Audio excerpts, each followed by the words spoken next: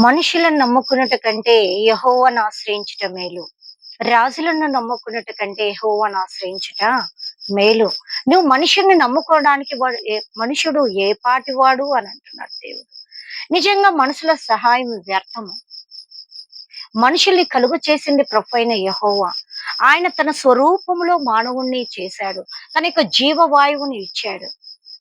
ఏదైనా తన దేవుని యొక్క చిత్తము లేకుండా, తన యొక్క ప్రణాళిక లేకుండా ఏ మనిషిని ద్వారా, ఎవరి ద్వారా కూడా మనకు సహాయము రాదు.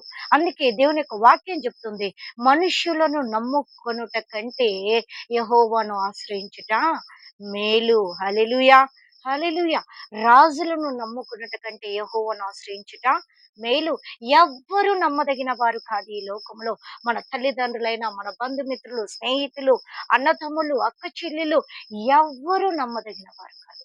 కేవలం దేవుడు మాత్రమే నమ్మదగిన వాడు. అందుకే దావీదు అంటున్నాడు, ఈ లోకములో ఉన్న ప్రతి మనుషులను మనం నమ్ముకొని వెళ్తే మనకు అపజయము, నరకమే. కానీ మనం దేవుని యొక్క మార్గంలో నడవలేము.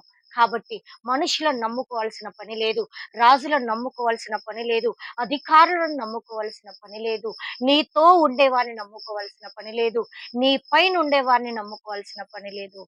కేవలము ఈ భూమిని, ఆకాశాన్ని సృష్టించిన సృష్టికర్త అయిన యేసయ్య వైపు చూడు.